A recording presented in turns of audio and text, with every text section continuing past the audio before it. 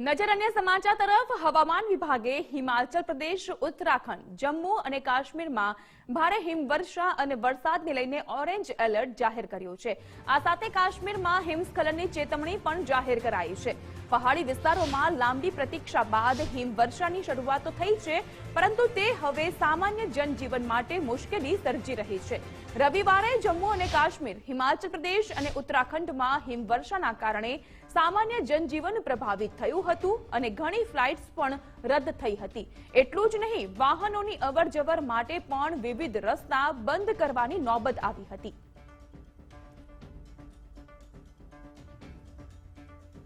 તો હિમવર્ષાના કારણે શ્રીનગર એરપોર્ટ પર તમામ ફ્લાઇટ્સ પણ રદ કરી દેવામાં આવી હતી અને અહીં પહોંચનાર સહેલાણીઓ જો કે આ હિમવર્ષાને માણી રહ્યા છે, પરંતુ અહીંના જે સ્થાનિકો છે તેઓની માટે જનજીવન અસ્તવ્યસ્ત બન્યું છે।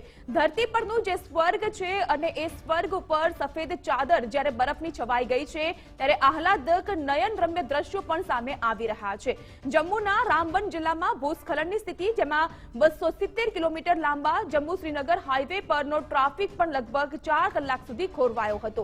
એટલે કે અહીં આ હિમવર્ષા જે મોડે શરૂ થઈ છે, પરંતુ સતત થઈ રહેલી હિમવર્ષાના કારણે અનેક મુશ્કેલી પણ સર્જાઈ રહી છે।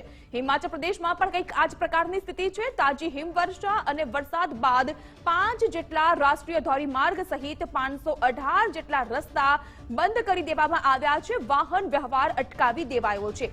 રાજ્યના ઘણા વિસ્તારોમાં દિવસભર આકાશમાં ગાઢ વાદળછાયું વાતાવરણ રહ્યું।